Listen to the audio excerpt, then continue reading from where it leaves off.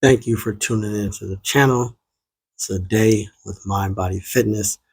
And today I was doing some planche training, a lot of push training, various push-ups, static holds, etc. As you'll see here.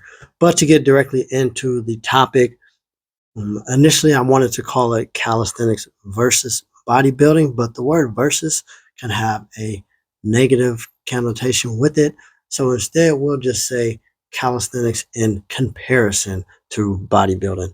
And what led me to this topic is that, speaking for myself, for a while, I was consuming a lot of fitness information. And for those who've been in this for a while, or for those who are new to it and you've done enough research trying to find your way through this journey of whatever your goal might be, I'm pretty sure you've come to realize that the general fitness and nutrition fitness information is mostly geared towards bodybuilding.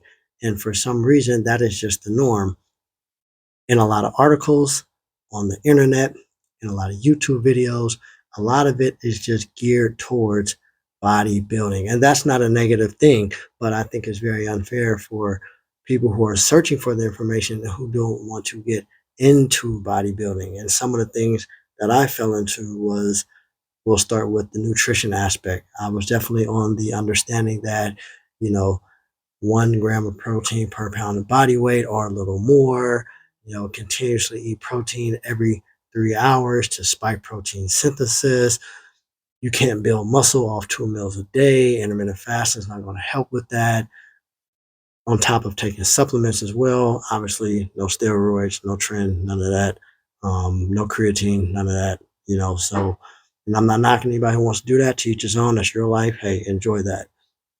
But with that being said, upon coming across other information and exploring and seeing what worked for me myself, as for a person who's in calisthenics, those parameters don't have to be. Can people build muscle while doing intermittent fasting? Yes, many people have. I've seen it for myself. Do you have to consume nutrition or protein every couple of hours? No, you don't. Can you train fasted and still make benefits? Yes, you can.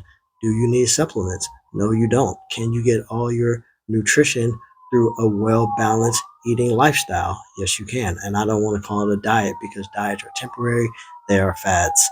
Intermittent fasting, as a side note, is not a diet, it's a lifestyle, but I digress. With that being said, proper nutrition, you can make progress and not follow the bodybuilding dynamic. And as I've said before, this is not a cap. This is not a downplay to bodybuilding.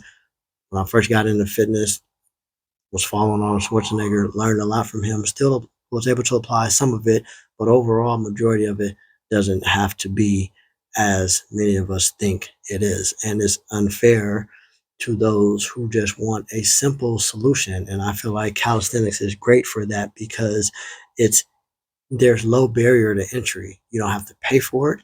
It's free. You can do it anywhere, regardless of what your strength level is, or your body weight, or size, or whatever you want to call it. You can do it. There's levels for everyone. The best part about it being free is you can do it outside, rain or shine. Choice is yours. So, next part of this is going into the workout style. I definitely consumed a lot of that as well, and noticed that most of it was geared towards bodybuilding also, when it comes to sets and reps.